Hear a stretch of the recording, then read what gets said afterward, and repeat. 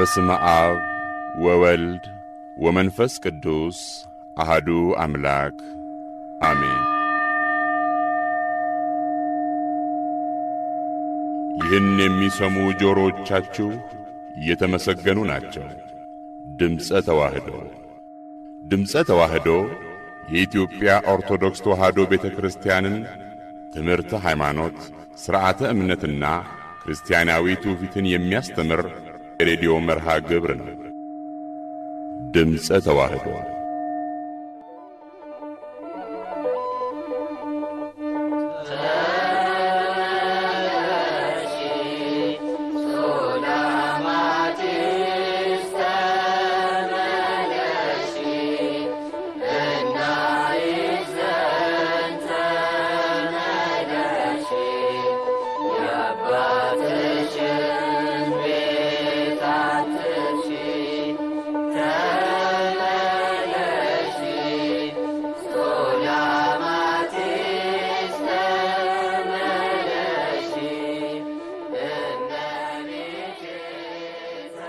አድማጮቻችን እንደምን ቆይታችኋል?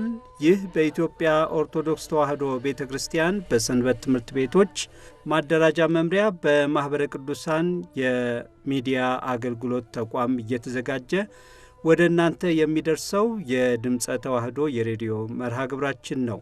የተወደዳችሁ አድማጮቻችን የዛሬ ህዳር 7 ቀን 2018 ዓ.ም የሬዲዮ መርሃ ግብራችንን እየመራንና ዝግጅቶቹንም እያስተዋወቅን እህቴ ዳግማዊት ካሳዬና እኔም ቀሲስ ዮሴፍ ይኩኖ አምላክ እስከ መርሃ ግብራችን ፍጻሜ ድረስ አብራናችሁ እንቆያለን። አብራችሁን እናንተም እንድትቆዩ በአክብሮት እንጋብዛለን። አሁን እንግዲህ በመግቢያችንም ተመለሺ ሱላማጢስ ተመለሺ እያልን በመስካየ ኅዙናን የተምሮ ማስተማር ሰንበት ትምህርት ቤት መዘምራን የተዘመረውን ዝማሬ እያስደመጥናችሁ ነው ዝግጅታችንን የጀመርነው። ዝማሬው ሙሉ መደመጡን ይቀጥላል። ከዛ በፊት ግን እኛ ግፍ በሚል ርዕሰ ጉዳይ ላይ ትንሽ እንወያይበት። እንግዲህ አሁን እመቤታችን መመለሻዋን የምናስብበት ጊዜ ነው። 3 ዓመት ከ6 ወር ስደት በኋላ ሄሮድስም ደግሞ ሞቱን የምናስብበት ከዛ እመቤታችን መመለሷ የምናስብበት ጊዜ ነውና ከዚህ ጋር ተያይዞ ትንሽ ሀሳብ ብናነሳ ምን ይመስሉታል? መልካም ነው። ጥሩ ሀሳብ ነው እህቴ ዳግማዊት። እንግዲህ አንቺም አንድ ትልቅ ነገር አንስተሻል በመንደርደሪያሽ ላይ። የግፈኛው የሄሮድስ ሞት የተሰማበት ስደተኛይቱ እመቤታችን ከተወዳጅ ከልጇ ከመድኃኔዓለም ኢየሱስ ክርስቶስና ከዘመዶቿ ከአረጋዊ ዮሴፍና ከቅድስት ሰሎሜ ጋራ ወደ ሀገሯ ወደ እስራኤል የገባችበት ነው። እንግዲህ ግፈኞች የግፋቸው መጠን የቱንም ያክል ቢያይል አስፈሪ ቢሆን፣ ግዛታቸውም ደግሞ የቱንም ያክል የሰፋ ቢሆን፣ ስልጣናቸው የበረታ ቢሆን፣ ቢፈሩ ማብቂያ ጊዜ ግን እንዳላቸው የኃያላን ኃያል እግዚአብሔር እንደሚያስታግሳቸው የምንመለከትበት ሰሞን ነው። እንግዲህ ክቡር ዳዊት በመዝሙሩ ላይ እንደተናገረ ኃጥኡን ሰው ከፍ ብሎ እንደ ሊባኖስ ዝግባ ከፍ ብሎ አየሁት፣ ስመለስ ግን አጣሁት፣ እንኳን እርሱን መካኑን የኖረበትን ቦታ እሱን እንኳን አላገኘሁም ብሎ ተናግሯል። እና የቱንም ያክል ግፈኞች የግፍን የመከራን ነገር በየዋሃን በምስኪኖች ላይ ቢያደርሱ በቃችሁ የሚባሉበት ጊዜ እንዳለ እግዚአብሔር እንደሚያስታግሳቸው ከዚህ አውድ ከዚህ ታሪክ ከዚህ ኩነት ልንማር ይገባናል። ይሄንን እንማራለን። እንግዲህ የእመቤታችንን ከስደት እንዳልሽው መመለስና ወደ ሀገሯ ወደ እስራኤል መመለሷን የምናስብበት ቀን ነው። ደግሞም የተመረጠው ዝማሬም ከዛ ጋራ ተያይዞ በጠይቡ ሶሎሞን ማህሌየ ዘሰሎሞን ብሎ በተጠራው መዝሙሩ ላይ ተመለሺ ሱላማጢስ ተመለሺ ብሎ ትንቢት የተናገረላት ስለእመቤታችን ነውና እመቤታችን ቅድስት ድንግል ማርያም ከኖረችበት በስደት በግፍ በመከራ ተሰዳ ከኖረችበት ሀገር በመላኩ ብስራት በእግዚአብሔር ፍቃድ ተመልሳ ወደ ጉስቋም የደረሰችበት ወደ ሀገሯ ወደ እስራኤል የመጣችበት በዓል ነው ማለት ነው። መልካም ነው እንግዲህ እኛም ለዛ ነው ተመለሽ ሱላማጢስ ተመለሽ እያልን በዝማሬ የምናስበው እንግዲህ ሙሉ ዝማሬው መደመጡን ይቀጥላል። ከዛ ቀጥሎ ደግሞ ባለፉት 2 ሳምንታት ውስጥ ለአድማጮቻችን ሲደርስ የነበረው አጋዥቷ በሚል ርዕስ ሲቀርብ የነበረው ትረካ ዛሬ ደግሞ ክፍል 3 መደመጡን ይቀጥላል። ሙሉን ተከታትለን እንመለሳለን። መልካም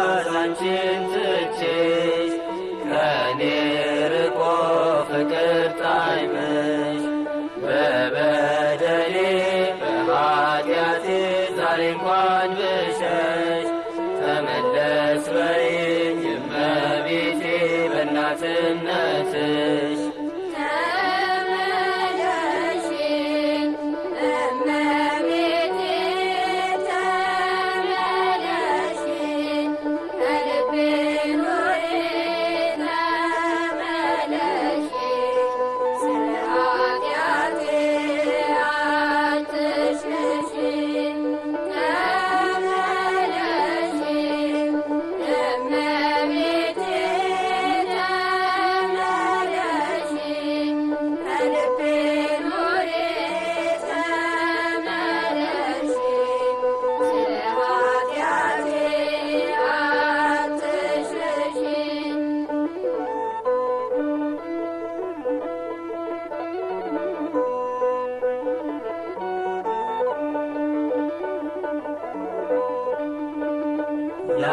የአዳም ተስፋው መድኃኒቱ ድንግል ማርያም አዛኝቱ በሐዘንሽ በስደትሽ ታጥቦ ይጥራ እልፌ በእንባሽ በቃኝ ዛሬ ተሸነፍኩኝ እናቴ ሆይ በይ መልሽኝ ፍቅር ጣዕምሽ ታትሞብኝ ዛሬ ድነት ባንቺ እንዳገኝ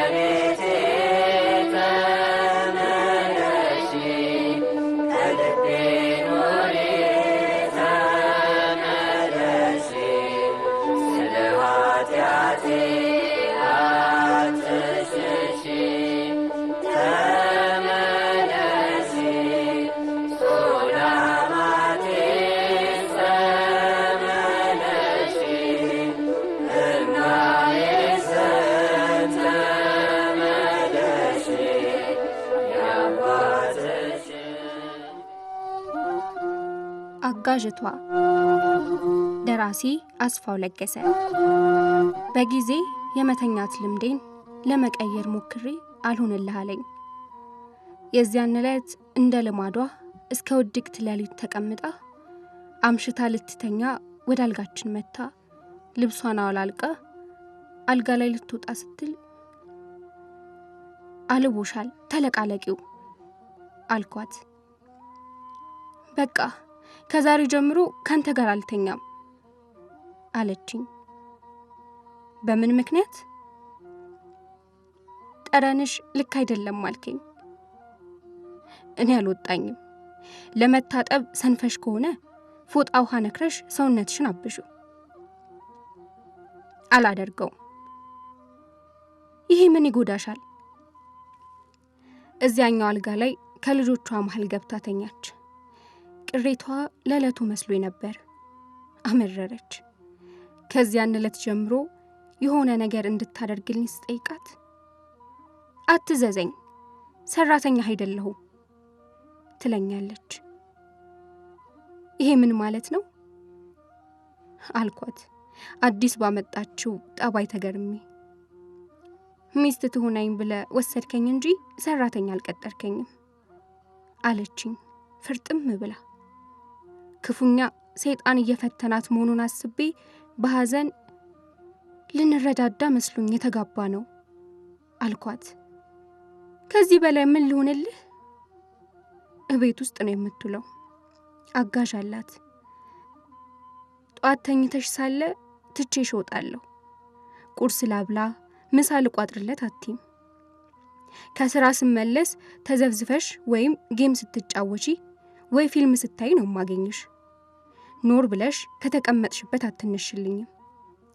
በር ሲከፈት የገባውን ሰው ለማየት ላመል ቀናቲና ከኔ ይልቅ አብዝተሽ ወደምትወጂው ፊልም ወይም ጌም ትመለሻለሽ። ውሎህ እንዴት ነው? በሰላም መጣ ብለሽ አትጠይቂኝም። ሰው ጤፉ ነሽ። እንደዚህ እየጠላሽኝና እየተጸየፍሽኝም አብረሽኝ ትኖሪያለሽ። ክቡሬ እንድንለያይ ትፈልጋለህ? ልውጣልህ? ውጭልኝ። አልወጣኝም። ከፈለግሽ ግን ትችያለሽ። ምንሽ ይቀርብኛል በሚል ስሜት። እንድወጣልህ ትፈልጋለህ? ደግማ ጠየቀችኝ አፍጥጣ እያየች። ትዳሩን የማትፈልጊው ከሆነ አብረን እንኑር ብዬ ላስገድድሽ አልችልም። ይሄማ እንደ ማህጥራው እንዳይበላ ግፋው የሚሉት አይነት መሆኑ ነው። በፈለግሽው ተርጉሚው። እወጣልሃለሁ። አታከብሪኝም? እኔማ እንዳንተ የማከብረው ሰው አልነበረም። እኔ ግን ስትሰድብኝና አልታዘዝ ስትይ ነው የማውቀው። አከብርህ እንደነበር አሳምረህ ታውቃለህ። ከሆነ ደግ አሁን ምን ለወጠሽ? ያንተ ባህሪ ለወጠኝ አለችኝ ፍርጥም ብላ። እኔ ባህሪሽን ለወጥኩብሽ? አልገባኝም። እንዴት አድርጌ ነው ሸጋውን አመልሽን ያበላሸሁት? አልኳት በመደነቅ። ትጸየፈኛለህ።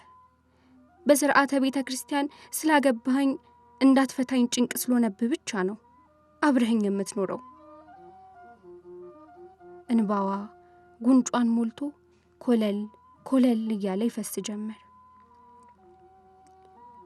ደግሞ ይሄንን ከየት አገኘሽው? ካንተው ከራስህ አንደበት። ተገርሜ አፌን ያዝኩ። እሷ ግን ቀጠለች። ካንቺ ጋር ሲሄድ አፍራለሁ ብለኸኛል። ይሄ ምን ማለት እንደሆነ ታውቃለህ? አትመጥኝኝም፣ ታንሽብኛለሽ እያልከኝ ነው።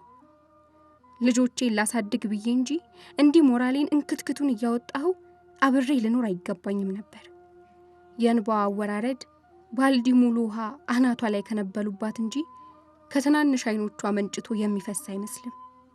አለባበስሽ በእኔ ደረጃ እንዲሆን ከመፈለግ ራስሽን እንዳትጥይ ብዬ እንጂ በመልክሽ ወይም በስብዕናሽ ምክንያት እንዳልሆነ ደጋግሜ ነግሬሻለሁ። ይቅርታ ጠይቄሽም ይቅርታ አድርጌልሃለሁ ብለሽኛል። ከሆነ ታዲያ ለምን ሁልጊዜህን ጉዳይ እንደ አዲስ ታነሻዋለሽ? ምርር ብሎኝ ሆዴ አባውን ብቅል ያወጣዋል አለችኝ። በእርግጥ ቀሚስ ወይም ጫማ መግዣ ይሁንሽ ብዬ ገንዘብ ስሰጣት ቤት ውስጥ የጎደለውን ታሟላበትና ለደረጃዋና ደረጃዬ የማይመጥነውን መናኛውን ትገዛለች። ሳትገዛ የምትቀርበት ጊዜም አለ። ዘመድ ለመጠየቅ አሊያም ሰርግ ላይ ለመታደም አብረን በምንወጣበት ጊዜ ባለባበሷ እንድትሰቀኩኝ ነው። አለባበሷ እንደ ደረጃችን እንዲሆን እንድታጌጥልኝና እንድታምርልኝ ብዬ ጠንካራ ቃል ብጠቀም ጨርሶ ያላሰብኩትን ከስብዕናዋ ጋር አያይዘው ስሜቷ እንደተጎዳ ቀረ። እሷ በተረዳችበት መንገድ እንደምታስበው እንዳልሆነ ምዬ ብነግራትም ከማስተባበያ ቆጠረችው። አይ ፈተና፣ ምን አባቴ ላድርግ? እንደ ባህታዊት የምናያት ልጅ ቤታችን ስትመጣ የእግዚአብሔር ቅዱስ መልአክ ከእሷ ጋር ወደ ቤታችን የገባ ይመስል ሰላም ተከትሏት ገባ። እሷን እያፈርን መጨቃጨቁን አቆም። መኝታ ለይተንም ቢሆን ቤታችን ሰላም ነው። በዚህ ቅር ብሰኝም በግሌ በመካከላችን ያለውን ችግር እግዚአብሔር እንዲፈታልን በጾምና በጸሎት ከምጠይቀው በስተቀር ይህንን አስመልክቶ ለማንም አንዳችም ነገር አልተነፈስኩም። ለመምህረ ንስሐችንም ቢሆን እያፈርኩ እንዲህ አይነት ችግር ገጥሞናል አላልኳቸውም። ብዙ እያወቅን አጥፊዎች ስንሆን እኛ ተነጋግረን ልንፈታው የምንችለውን ጉዳይ ሆን ብለን ለሰይጣን እድል እንደመስጠት ዙሩን ስናከረው እሳቸውን ምን ፍጠሩ ልንላቸው ነው? ባለቤቴ በሞት እንደተለየችኝ ቆጥሬ ስሜቴን ለመግታት እታገላለሁ። ሌላ ምን ምርጫ አለኝ? አንድ ቀን ግን አቃተኝ። እልህም አለ። አጋዣችንና ልጆቼ መተኛታቸውን አረጋግጬ በቀጥታ ወደ አልጋዋ ሄጄ ቀሰቀስኳት። ምን ነው አለችኝ። እስካሁን የቀጣሽኝ በቂ ነው። እባክሽን ዙሩን አታክሪው። የማታርፍ ከሆነ ብዬ ጮህና ሰው ሁሉ ተሰብስቦ መጥቶ ምን ሆነሽ ነው ሲለኝ አስገድዶ ሊደፍረኝ ነው ብዬ አሳጣሃለሁ። ቁርጠኝነት በሚደመጥበት ሁኔታ ይህንን እንኳን መቼውም አታደርጊው እንደምተማመንባት በሚያስታውቅ ሁኔታ። ምንም አትጠራጠር፣ አደርገዋለሁ። ይህንን ካደረግሽማ አብደሻል ማለት ነው። በመከፋት ማበዴን እንዳረጋግጥልህ ትፈልጋለህ? ልጩህ? እሺ፣ ክርስትናሽ ምኑ ላይ ነው? ፍርዱን ለክርስቶስ እንተው። ታዲያ ክርስቶስ ባልንጀራ ቢበድልህ 7 ጊዜ 7 ይቅር በለው ብሎናል። አልመለስ አለች። እልህ ተናነቀኝ። አድርጌው የማላቀውን ስለማስገደድ አሰብኩ። ይህች እብድ አታደርገውም አይባልም። ጮሃ ታሳጣኝ ይሆናል። ወደ መኝታዬ ተመለስኩ። ነገር ግን አልጋዬ ላይ አልወጣሁም። እጅግ ተበሳጭቻለሁ። ምን ማድረግ እንዳለብኝ ግን አላወቅኩም። በጨለማ ቁልቁል አፍጥጬባታለሁ። የሳሎኑ የበር ቁልፍ የተቀመጠበትን ለማየት መብራት አበራሁ። ቁልፉን ከምግብ ጠረጴዛ ላይ ካነሳ በኋላ መብራቱን መልሼ አጠፋሁ።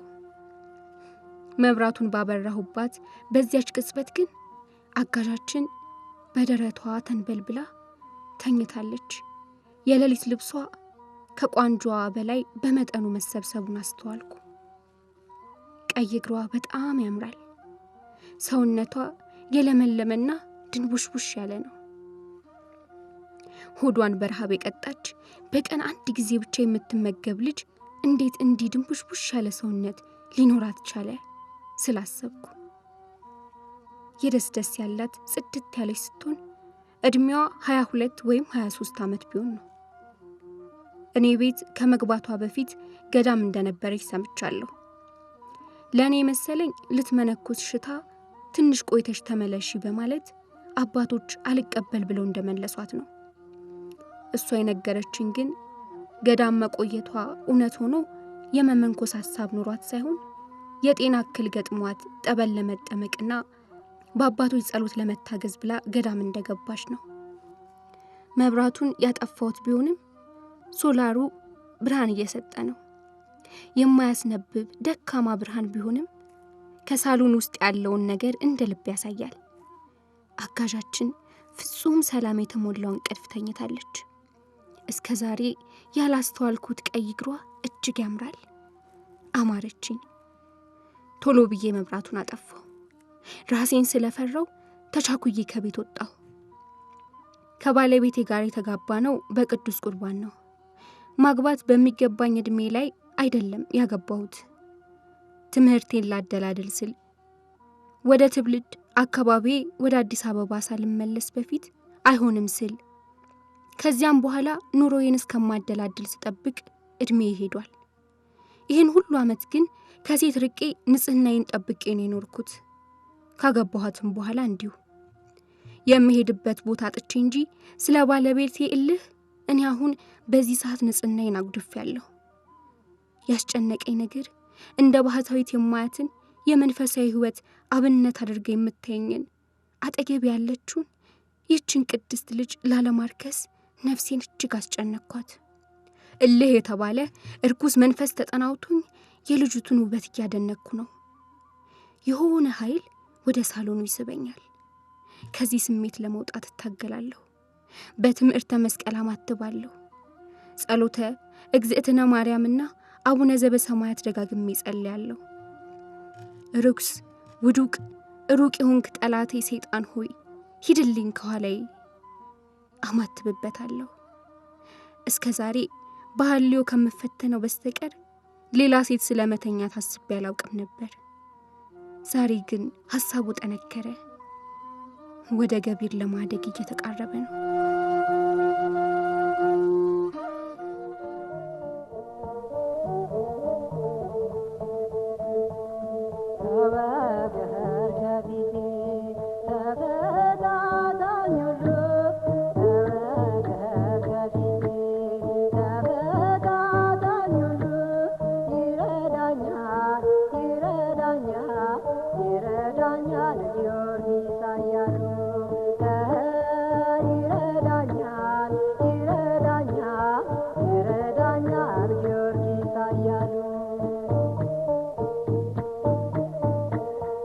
የተወደዳችሁ አድማጮቻችን በመከታተል ላይ የምትገኙት በማህበረ ቅዱሳን የሚዲያ አገልግሎት ተቋም እየተዘጋጀ የሚቀርብላችሁን የድምጸ ተዋህዶ ሬዲዮ የህዳር 7 2018 ዓ.ም ሳምንታዊ ዝግጅታችን ነው። ቀደም ሲል እንግዲህ የቅዱስ ጊዮርጊስን ዝማሬ እያደመጥን ነበረ። ዝማሬው ሙሉ መደመጡን ይቀጥላል። ከዛ በፊት ግን ዛሬ ዓመታዊ ክብረ በዓሉ እንደመታሰቡ መጠን እኛም ደግሞ ከበረከቱ ከረድኤቱ እንድንሳተፍ ምን ተአምር ያደረገበት ዕለት ነው። ስለዚህ ትንሽ ቢሉን መልካማው። እንግዲህ አንቺም እንዳልሽው የጻድቅ መታሰቢያ ለበረከት ነው ብሎ መዝሙረኛው ዳዊት ተናግሯል። ጠቢቡ ሰሎሞንም ይህንኑ ይናገራል።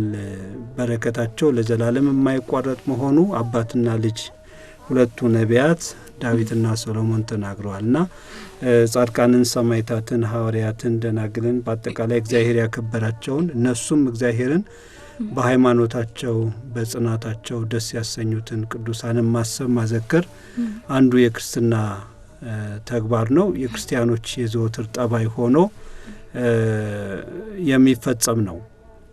እንግዲህ ዋኖቻችንን እንድናስብ እንድንመለከታቸው አሰረ ፍኖታቸው እንድንመለከት ከሆነ የፈጸሟቸውን ሃይማኖታዊ ተጋድሎዎች፣ ያደረጓቸውን ተአምራቶች፣ ያስተማሯቸውን ትምህርቶች በስፋት ማጥናት ይኖርብናል እና እንግዲህ እንዳልሽው በዛሬው ዕለት ኅዳር 7 ቀን ቅዱስ ጊዮርጊስ በአንዲት ድሃ መበለት ቤት ምንም የሚበላ የሚላስ የሚቀመስ በሌላት በአንዲት ድሃ መበለት ቤት ውስጥ የዚህ ዓለም ግፈኞች መከራ አድራሾች በረሃብ ይሙት ብለው ምንም የሚበላ በሌለበት አንዲት ድሃ ሴት ቤት ውስጥ አስረውታል። በዛ እሱ በታሰረበት ቤት ውስጥ የነበረችዋ ሴት የምታበላው የምታጠጣው በሌላት እሷን በረሃብ በተጎዳችበት ቤት ውስጥ የመጣባትን እንግዳ ለማስተናገድ ወዳ ፈቅዳ የምታበላው ብታጣ ብታዝን ብታለቅስ ከጊዮርጊስ በረከት ረድኤት የተነሳ ፈጣሪው እግዚአብሔር በቤቷ ውስጥ የነበረውን የደረቀ ግንድ አለምልሞ ቅጠላ ቅጥልዎ ከዛ ደግሞ አበባ ፍሬ አውጥቶ ሙሉ ቤቷ በበረከት እንዲሞላ የሆነበት ነው። በመበለቲቷ ቤት ጊዮርጊስ ተአምር ሰርቶ ደረቁን አለምልሞ ፍሬ ያፈራበት እለት ነው። እንግዲህ ቅዱሳን አባቶቻችን በዚህ ከተሰዓቱ ቅዱሳን ውስጥ አንዳንዶቹ እለቱኑ ተክለው እንጨት ተክለው ያንኑ እለቱኑ ደርሶላቸው አበባ ፍሬ አውጥቶ ያንኑ ለከሰዓት ቅዳሴ መሰዊያ ይዘው የገቡበት ሁኔታ እናጠናለን በገድል ውስጥ እና ይሄ በአምላካችን በወንጌሉ ቃል ላይ አምላካችን የነገረን ምንድነው? በእኔ የሚያምን ሁሉ ይቻለዋል ብሎ የተናገረውን ኃይለ ቃል ነው የሚያስታውሰን ይሄ ቃል እና መስተጋድላን መንፈሳውያን መስተጋድላን ቅዱሳን ሁሉ እንደሚቻላቸው በረከተ ስጋ ወነፍስ በምድር በሰማይ የሚደረጉ ተአምራት ሁሉ እንደሚከተሏቸው የሚያስገነዝብ ነው። በጊዮርጊስ ሕይወት ውስጥ በቅዱስ ጊዮርጊስ ተጋድሎ ውስጥ ከምናያቸው በርካታ ሰፊ ተአምራት ውስጥ አንዱ ዛሬ የተፈጸመበት ነው እና ያንን በማሰብ በልዩ ልዩ አብያተ ክርስቲያናት በማህሌት በተለይ ደግሞ ታቦቱ ባለበት አብያተ መቅደሳት ደግሞ ታቦቱን ጭምር በማክበር ክብር ይደረጋል። የሰማዕቱ በረከት ረድኤት አይለየን። አሜን። በረከቱ በሁላችንም ይደርብን። አሜን። እንግዲህ ለእርሶም ቃለ ሕይወት ያሰማልን። አሜን። አብሮ ያሰማን እህቴ ዳግማዊት። አሜን። ውድ አድማጮቻችን እንግዲህ ቀደም ሲል እያደመጥን የነበረው የቅዱስ ጊዮርጊስ ዝማሬ ሙሉ መደመጡን ይቀጥላል። በተከታይነትም የክርስቲያን ጸሎት በተሰኘ ርዕስ ሲደርስ የነበረው ትምህርት ክፍል 6 ድረስ ስንከታተል ቆይተናል። ዛሬ ደግሞ ክፍል 7 የሚቀጥል ነው የሚሆነው። እሱን ተከታትለን እንመለሳለን። መልካም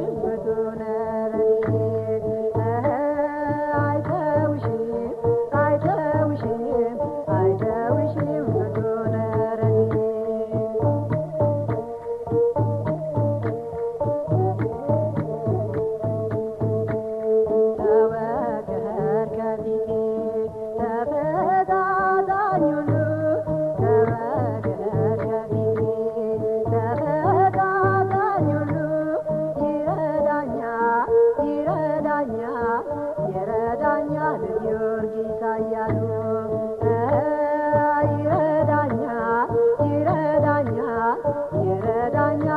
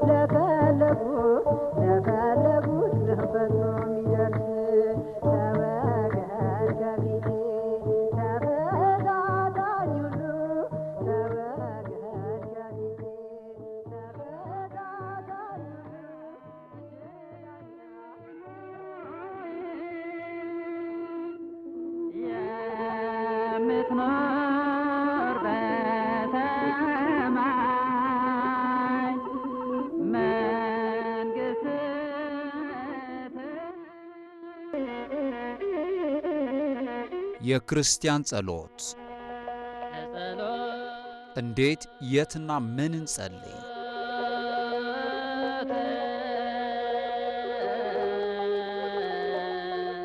በኦርቶዶክሳዊት ተዋሕዶ ቤተክርስቲያን አስተምሮ የጸሎት ምንነት አይነትና አፈጻጸሙን እንዲሁም በጸሎተ አቡነ ዘበሰማያት የተካተቱ ጉዳዮች በዝርዝር ይቃኛሉ።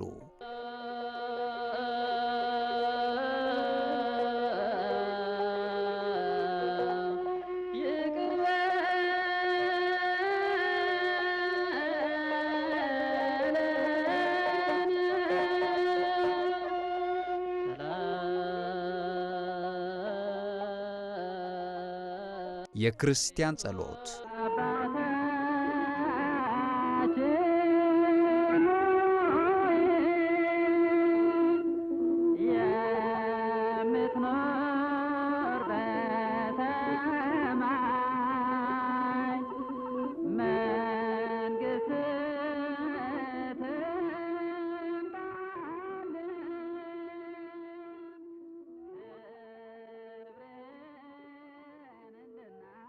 እዚህ በጸሎተ አቡነ ዘበሰማያት ውስጥ ሃይማኖትን በጉልህ እናያለን። ሃይማኖት መጀመሪያው መደምደሚያው የሚወጠነው የሚፈጸመው በሃይማኖት። ያለ ሃይማኖት እግዚአብሔር ማስደሰት አይቻልም። እንዴ አባቴ ነው ሳይል አንድ ልጅ ሳያምንበት ሊሆን ይችላል ላይሆን ይችላል እያለ እየተጠራጠረ እንዴት አባዬ ይለዋል? ጥርጥር የለም በስጋ እንኳን። አይ እኮ ይሄ ብዙ ስለሆነ ስለሚታይ ነው። ያ ረቂቁ ልደት ግን ስላላየው እንዴት ማመን ይችላል የሚል ሰው ቢኖር የመጀመሪያውን ልደት ከአባቱና ከእናቱ መወለድ አይተን እንዴ የተወለድከው የት ታውቀዋለህ? እንደው ዛሬ እኮ ድፍረቱ ስለበዛ ሁሉ እናውቃለን የሚሉ ሰዎች አሉ። አባትና እናት ሲወልዱ አይተሃል? ካላየህ አባትህ አይደለም እናትህ አይደለችም። አሁን ይስሐቅ አላየውም ብሎ አብርሃምን ይክዳል፣ እናቱ ሳራን ይክዳል። እኛም ኦርቶዶክሳውያን በምስጢረ ጥምቀት በኩል በሜሮን ልጅነት ስላገኘን አምላካችንን ደግሞ ያለ እምነት ማስደሰት ስለማንችል ዕብራውያን ክታብ ውስጥ ቅዱስ ጳውሎስ በዕብራውያን መልእክት ምዕራፍ 11 ላይ ቁጥር 6 ስለ ሄኖክ ሲናገር ምን ብሏል? ሄኖክ እኮ ከሞት ዓይን የተሰወረው በእምነቱ ነው ያለው። ወዘንበለ ተአምኖሰ ኢይትከሀል ያስምርዎ ለእግዚአብሔር። ያለ ሃይማኖት ያለ እምነት እግዚአብሔርን ደስ ማሰኘት አይቻልም ነው። ሄኖክ እግዚአብሔር ደስ ስላሰኘው ከሞት ዓይን ተሰውሯል። ከሞተ ስጋ ሆኗል። ወደፊት ምን በሰማዕትነት የሚያርፍ ቢሆን ሃይማኖት እንደዚህ የሚያደርግ ነው። ስለዚህ በስጋ የወለዱንን እንኳን ሲወልዱን አይተን አይደለም ያመንነው። በረቂቅ የወለደንን መለኮት እግዚአብሔርን በእምነት ነው አባታችን ነው የምንለው። መጀመሪያ እምነት መቅደም አለበት። በአንድ በኩል ሰይጣን እያመለኩ ከእግዚአብሔር ፈቃድ የወጡ የሰይጣን አሽከሮች አሉ፣ ቢጻጻያን አሉ፣ የተለያየ መናፍስት ጠሪዎች አሉ፣ ጋኔን ሳቢዎች አሉ። እዛ እየሄዱ እነሱንም ያድኑናል እያሉ አጋንንት እዛ እየገበሩ መለስ ብሎ ደግሞ አባታችን ቢሉት የታውቃቸዋለሁ ነው የሚለው። ያልወለድኩት ልጅ አባባ ቢለኝ አፌ እንደ አባ ዳባ አለኝ ይላል አንዳንዱ። ልጅ ሆኖ መገኘት ያስፈልጋል። ልጅ ከሆንክ ደግሞ የባርነትን ስራ መተው አለብህ። መላእክት ልጅነታቸውን አጽንተው ስለኖሩ የእግዚአብሔር ልጆች ይባላሉ፣ ያመሰግኑታል። ኢዮብ ላይ መመልከት ይቻላል። መጽሐፈ ኢዮብ ዳዊትም ተናግሯል። የእግዚአብሔር ልጆች ይላቸዋል መላእክት። እነሱም አባታችን ይሉታል። እኛም ደግሞ ስጋውያን ብንሆንም በነፍሳችን ደግሞ መንፈስ ስላለን ከመላእክት ጋራም ስለምንመሳሰል እኛም እኮ አባታችን ለማለት በቅተናል።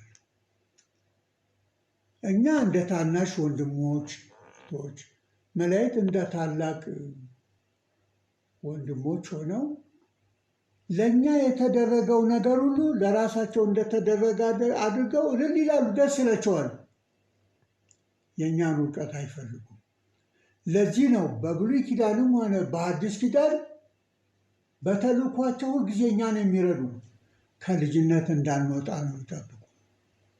ደግሞ አባት እኮ ያለ ጠባቂ አይደለም፣ ያለ ሞግዚት ልጆቹን አይጥልም።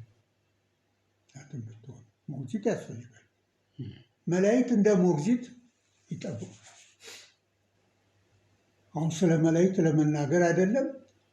ይኸው እነዛ ረቂቃን መላእክት ከፈቃዱ አይወጡ፣ ሁልጊዜ ነው የሚያመሰግኑት አቡነ ካሉት።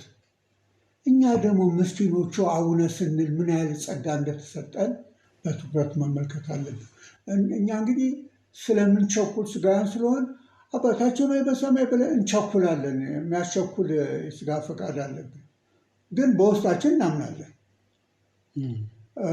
ይህን በማገናዘብ ምን ያህል እንደወደደን በማወቅ ስንጸልይ ሃይማኖት ነው። ይሄ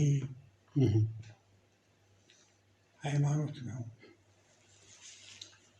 ሁለተኛ በአቡነ ዘበሰማያት ውስጥ ተስፋ አለ።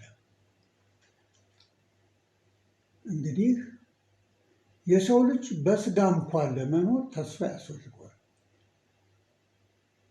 ከኃጢአት ሁሉ የሚከፋው ተስፋ መቁረጥ ነው። ቀቢጸ ተስፋ። የፈለገ ችግር ቢደርስብን ተስፋ መቁረጥ የለብንም። ክርስቲያን ተስፋ አይቆርጥም የሚባለው በሞትም እንኳን ሕያው እሆናለሁ ብሎ ስለሚያምን ነው። ደግሞ የምንጠብቃት መንግስት አለች፣ መንግስተ ሰማያት። ትምጻእ መንግስትከ፣ መንግስት ትምጣልን ስንል መንግስተ ሰማያት ትሰጠን ማለት ነው። የናፍቆት አነጋገር ነው። እማማ በመጣችልኝ እንደሚል ልጅ ይዘው ብርቱካንም ሙዝም ይዛ ትመጣለች ይላል። እናቱ ገበያ ሄደች፣ ስትመጣ እማዬ ይላል ስትመጣ ድረስ። እንደዛ ያችን መንግስተ ሰማያት የአባታችንን መንግስት እዛ ከገባን እሱ ዋና ንጉስ ነው፣ የባህሪ ነው ንግስናው። እኛ ልጆቹ ደግሞ በአቅማችን ነገስታት ሆነን የማይሻር ክብር አግኝተን በመንግስተ ሰማያት ስለምንኖር አሁን ትገለጽልን ነው። እቺ የስጋውን ነገር በማየት እንዳትሸፈንብን የመንግስተ ሰማያት ተስፋ ይምጣልን ለማለት ነው። ተስፋ መንግስተ ሰማያት ልጅነት ይሰጠን፣ ለዛ የሚያበቃ እና ሱታፌ መንፈስ ልጅነት ይሰጠን። የመንፈስ ቅዱስ ጸጋ ተሰጥቶን በልጅነታችን አምነን ያችን መንግስተ ሰማይ ጣዕሟ ተገልጾልን፣ ክብሯ ተገልጾልን አለን ብለን በተስፋ እንድንጠብቅ አድርግ ለማለት ነው። ትገለጸልን ነው። ዞሮ ዞሮ ይሄ ተስፋ ነው። አሁንም እኮ በተስፋ ነው የምንኖረው። ኢየሱስ ክርስቶስ አነ ውእቱ ትንሣኤ ወሕይወት ይላል። ትንሣኤም ሕይወትም እኔ ነኝ ይላል። በእኔ ያመነ ቢሞት እንኳን ሕያው ይሆናል ስለሚል በስጋ ብንሞትም በነፍሳችን ሕያዋን ነን። ደግሞ በእሱ ያመነ ለዘላለም አይሞትም። የት ነው ታዲያ የሚኖረው? ያዘጋጀልን ከተማ አለች፣ መንግስተ ሰማያት። ያን በተስፋ እንጠብቃለን። በዛች አገር የፀሐይ፣ የጨረቃ፣ የከዋክብት ብርሃን አያስፈልግም። እንደ ፀሐይ የሚያበሩት ሥላሴ ናቸው። በግህ ኢየሱስ ክርስቶስ መብራቷ ነው። የማይጠልቅ ፀሐይ፣ የማይጠፋ ፋና ብለን የምንጠራው እኮ ስለዚህ ነው። እንደ ሙሉ ጨረቃ እመቤታችን ናት። ከዋክብት መላእክት ናቸው። በዚህ መሬት ሆነን ወደ ላይ ስንመለከት ባለው ነው ተምሳሌት የሚነገረው። ዞሮ ዞሮ በመንግስተ ሰማያት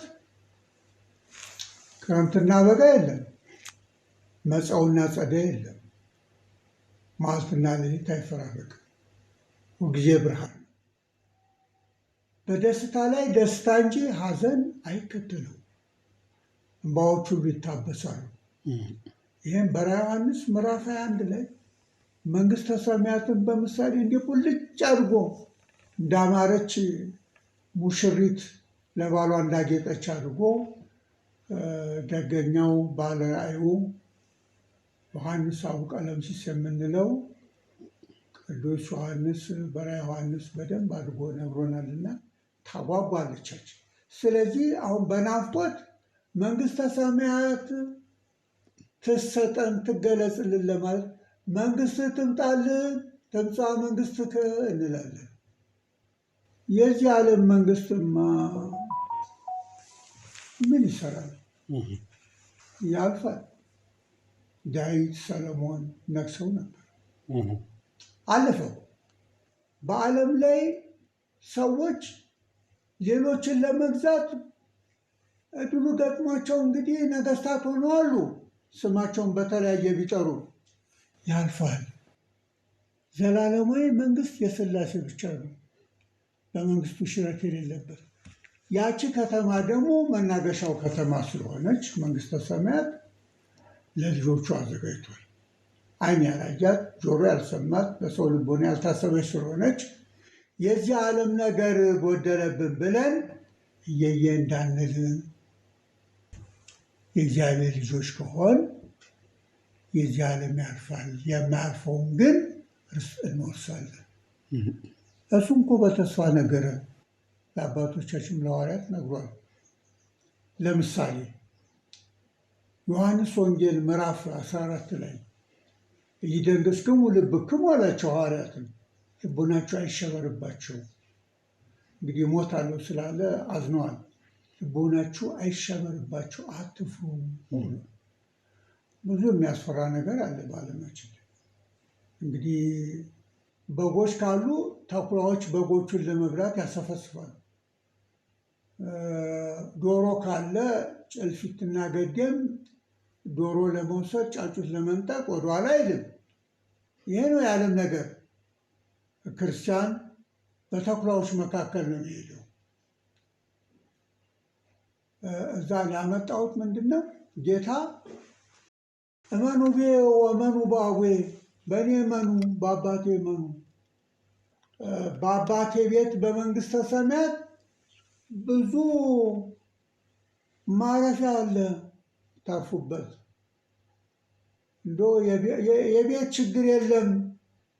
ማዕርገ ሲመታት ማዕርገ ሀብታት አሉ እና ባለርስት ናችሁ። ይሄ የዚህ ዓለምማ ያልፋል፣ የማያልፈውን ትወርሳላችሁ ለማለት። ለዚህ ነው በጸሎት ሃይማኖት ወንሴፎ ትንሣኤ ሙታን ወሕይወተ ዘይመጽእ ለዓለመ ዓለም የምንለው። ትንሣኤ ሙታን እንዳለ ተስፋ እናደርጋለን። የክብር ትንሣኤ አለ፣ የዘላለም ሕይወትንም እናገኛለን። እንዲህ አድርጎ የሚሰጥ ነው አምላካችን ክርስቶስ። ለዚህ ነው ሁሉን ትተው አባቶቻችን እናቶቻችን የመነኑት። የዚህን ዓለም በዚህ ዓለም ግን ይህችን ዓለም በቃ እንደማታልፍ አድርገው የሚወዷት ግን የሚወዷት ምንም ሲወዷት ቢሉ መለያየታቸው አይቀርም። ዓለም እንደ በቅሎ ናት፣ የተሳፈረባትን ትጥልና ትረግጠዋለች። ብዙ ሰዎች ዓለምን ያዝናት ሲሉ ተንደባለው የቀሩ ብዙዎች ናቸው። ስለዚህ ይሄ አቡነ ዘበሰማያት ትምህርት ምንድን ነው? ተስፋ እንዳንቆርጥ ተስፋችን እንዲለመልም እንዲያብብና በኋላ ጽድቅ ፍሬ እንድናፈራ የሚያደርግ ነው ለማለት ነው። እዚህ ላይ ቆየን። እንግዲህ ስለ ተስፋ ለመናገር ያለ ተስፋ እንዴት መኖር ይቻላል? በስጋም ነው። ገበሬስ ተስፋ ሳያደርግ እንዴት ይዘራል? ነጋዴስ ትርፍ አገኛለሁ ብሎ አይደለም የሚነግድ? ወታደርም እኮ ድል አደርጋለሁ ብሎ ነው የሚዋጋ። ተማሪም ቢሆን ጭምር ተምሬ አንድ ነገር በቤተ ክርስቲያንም ቢሆን ያው አንድ ደረጃ ደርሳለሁ ብሎ ነው። የዓለሙም እንደዚሁ አንድ አይነት ቢያንስ ትንሽ ሰርቲፊኬት አገኛለሁ ምስክር ወረቀት ብሎ ነው። ያለ ተስፋ ማን ይንቀሳቀሳል? ግን ተስፋችን ግን የስጋ ብቻ ነው። የላኛውን መርሳት የለብንም። ወራሾች ነን። ያም እንደምንወርስ ዛሬ በተስፋ እንጠብቃለን። በአባቴ ቤት በመንግስተ ሰማያት ብዙ ማዕርገ ሲመታት ማዕርገ ሀብታት አሉ፣ ብዙ ቦታዎች አሉ ብሎ ተናግሯልና ስለ ተስፋ ትምጻ መንግስት ከሚለው የተስፋን ነገር ነው የሚያበስረን ማለት ነው። ሶስተኛ ፍቅር ነው። በአቡነ ዘበሰማያት ውስጥ ያለው ፍቅር መጀመሪያ አቡነ ስንል እግዚአብሔርን ሳንወደው አቡነ አንለው። አባት ልጆቹን እንደሚወድ ልጆችም አባታቸውን መውደድ አለባቸው። አባት እንዴት አይወደድም? በክፉ አባቶች አይደለም እዚህ ላይ ማየት ያለባቸው። አንዳንዱ እንደ ዲያብሎስ የሆነ የስም አባት ይሆናል ለልጆቹን የሚጥል። እነዚህ እዚህ ውስጥ ምሳሌ ውስጥ አይገቡም። በደጋጎቹ አባቶች ነው ተምሳሌት እንጂ እግዚአብሔር በክፉ አይመሰልም። ያማ የዲያብሎስ አባት ነኝ ብሎ እንደ ዲያብሎስ ይሆናል። ዲያብሎስ እንኳን የራሱን ጭፍሮች ይንከባከባል፣ ያዘምታል። የገዛ ልጆቻቸውን ወልደው የሚክዱ ሞልተዋልና ዓለም መቼም ብዙ ጉድ አላት። አንድ አባት ናቸው ዓለም ጉድ ወለደች ብለው የጻፉ አሉ። ብፁዕ አቡነ ቀውስጦስ ይመስሉኛል ዓለም ጉድ ወለደች አሉ። የእንግሊዝኛው ጉድ አይደለም።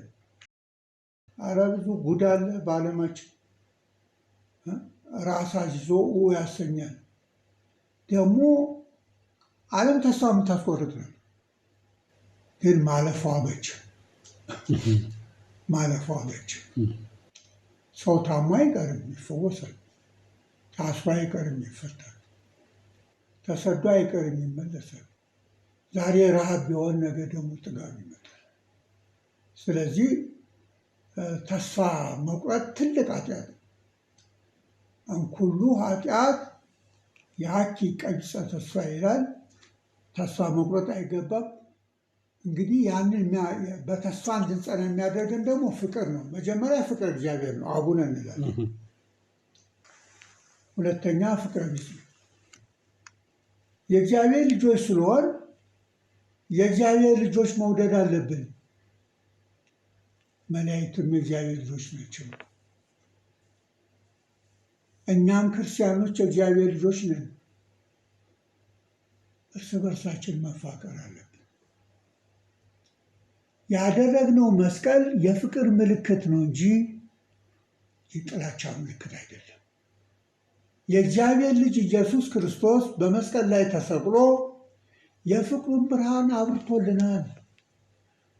መስቀሉን ስናስብ እኛም ፍቅር ሊኖረን ይገባል። በአቡነ ዘበሰማያት ውስጥ ፍጹም ፍቅር ነው የምናየው። እንዴት ነው ፍቅሩ? የራስ ወዳድነት ጥያቄ የለም። ለኔ የሚል የራስ ወዳድነት ጥያቄ የለም። ለኔማ የዚህ ዓለም ሁሉ ነገር የኔ ሆነ እንደሚሉ ሰዎች ነው። አይ ለኔ የለም። ለእኛ የሚል ነው ጸሎቱ። ለእኛ እንጂ ለኔ የግል የሚል ነገር የለም። ክርስቶስንም የግል ለማድረግ የሚፈልጉ አሉ። የዓለም መድኃኒት ማለት ነው። ሁሉ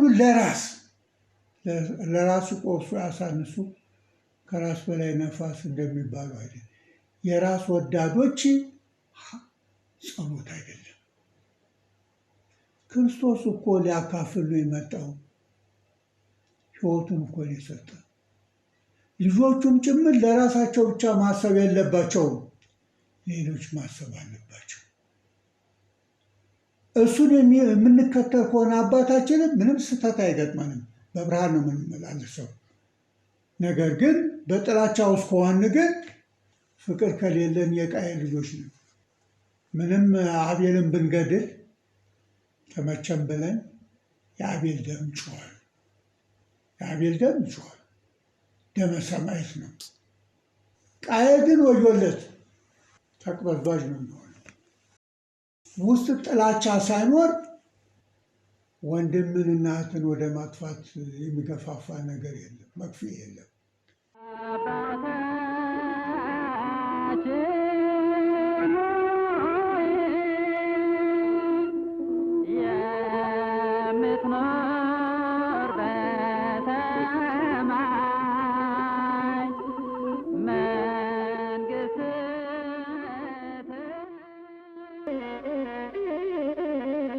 የክርስቲያን ጸሎት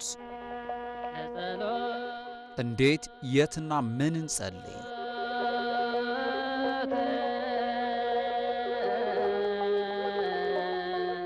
በኦርቶዶክሳዊት ተዋሕዶ ቤተክርስቲያን አስተምሮ የጸሎት ምንነት አይነትና አፈጻጸሙን እንዲሁም በጸሎተ አቡነ ዘበሰማያት የተካተቱ ጉዳዮች በዝርዝር ይቃኛሉ።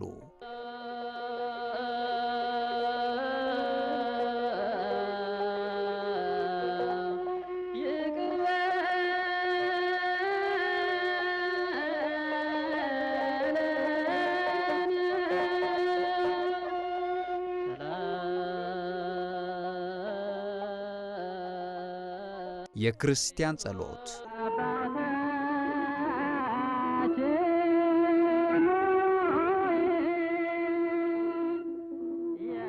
የተወደዳችሁ አድማጮቻችን ዝግጅቶቻችንን በመከታተል አብራችሁን ቆይታ ስላደረጋችሁ ከልብ እናመሰግናለን። ጥሩ ፍሬ ነገር እንዳገኛችሁበትም ባለሙሉ ተስፈኞች ነን። ካለን ሰዓት አንፃር እዚሁ ጋር ብንሰናበት መልካም። እንግዲህ አዎ ከዚህ በላይ ምንም ለማለት ያለን ጊዜ በቂ አይደለም። ስለዚህ አድማጮቻችንን በማመስገን በዚሁ ብንሰናበት ይሻላል። የተወደዳችሁ አድማጮቻችን አብራችሁን ስለቆያችሁ ከልብ እናመሰግናለን። ከቀሪ የማህበረ ቅዱሳን የቴሌቪዥን ዝግጅቶች ጋራ መልካም ቆይታ እንዲሆንላችሁ በመመኘት በዚሁ እንሰናበታለን። የእግዚአብሔር አብ ጸጋ፣ የእግዚአብሔር ወልድ ፍቅር፣ የእግዚአብሔር መንፈስ ቅዱስ አንድነት ቸርነት፣ የእመቤታችን የቅድስት ድንግል ማርያም ወላዲተ አምላክ አማላጅነት፣ የቅዱሳን አባቶቻችንና እናቶቻችን በረከታቸው፣ ድል የማትነሳ ጥርጥር የሌለባት ንጽሕት ቅድስት ተዋሕዶ እምነታቸው በእኛ ላይ ጸንታ ትኑር ለዘላለሙ አሜን።